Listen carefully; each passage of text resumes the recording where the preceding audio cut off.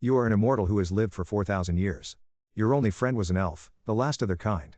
At their funeral, it's just you and someone you've never met before. The funeral should have been lavish, with fanfare and horns playing, with beautiful bouquets of flowers and music filling the air.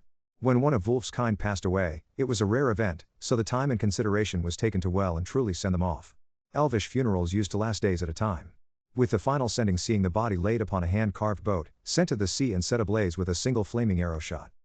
But now, with no other elves to arrange such a worthy ceremony, Wulf's body simply was laid into a shoddy casket, inside a room lit with artificial lights and a man in a suit occasionally checking his watch for when the viewing would be over.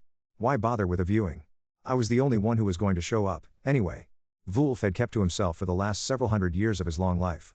I was his only friend and confidant, so who else would come? Well, I got the answer to my question in the form of a man who pushed open the heavy wooden doors at the back of the room. He was dressed handsomely, but had a long beard, scraggly white hair and had a face about as long as my own. He took a seat at the back and bowed his head down and remained there for a time. I sat, body twisted in no subtle fashion so as to face him, and stared. He finally looked up and returned my gaze. He rose from his seat and took small steps as he reached my row and took a seat next to mine. You must be Setman Hape.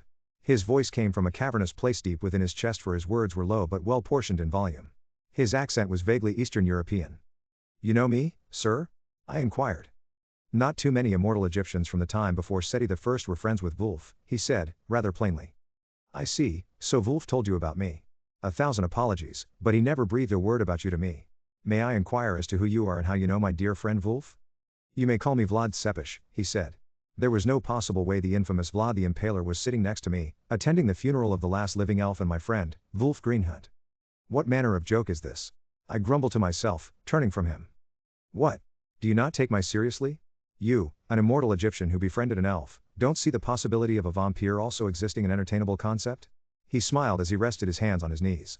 No matter, I did not come here to make friends with those of Wulf. I came to pay respects to an old nemesis turned friend. You see, when I was young and thirsted for the conquest of the old world, I happened upon Wulf and his people in the unforgiving terrains of northern Moldova. They were passing through my conquered lands and laid waste to every contingent sent to capture them. I finally went myself to meet them and parley. Wulf received me and said simply, leave us to pass to Germania and we will do no further harm. Speak not of us and we will leave you a gift. I accepted this gift, which was a fruit of sorts. The name has long escaped me, and the tree which bore it came from the Middle East but has long since gone extinct. I took a bite of it and was granted the immortal life I have since been infamous for, requiring blood to sustain myself the last several hundred years. It's true, by the way, before you ask. I do require blood, but I do not drink it, I merely undergo transfusions to sustain myself. My body long stopped producing blood, but as long as I acquire a fresh supply every so often, my body soldiers on. It was an immensely strange thing, hearing this story. I almost didn't believe him, but his knowing Wulf and being close enough for Wulf to tell him about me, was all the proof I needed he wasn't lying.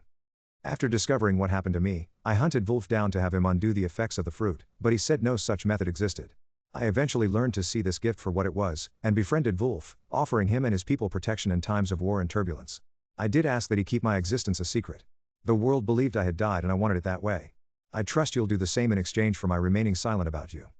I had no intention of revealing him to anyone, who would believe me anyhow. I didn't care if Jesus Christ himself showed up to Wulf's funeral, all I knew was my friend was gone, the last person who shared my distant memories of times past. Anyone I would meet from now on would serve only as companionship for a few decades. Immortality was handy for surviving dangers, but a rotten curse for maintaining relationships of affection, or even love. Part of me wished to befriend Vlad, perhaps he felt the same way, but I knew that wouldn't last. He likely enjoyed seclusion as much as I in order to keep his secret safe. I won't say anything. I do feel some measure of comfort that there will be at least one other person roaming this world who knew Wulf. His memory won't be my burden to shoulder alone. I thank you for that, I said. I feel much the same. The time has come to part, I'm afraid. The weather outside is due to clear up and I must beat the sun back to my home. It was a pleasure meeting you. He stood, tipped his head to me and out the door he went. I shook my head incredulously and whispered to Wulf, what a life you've led, indeed.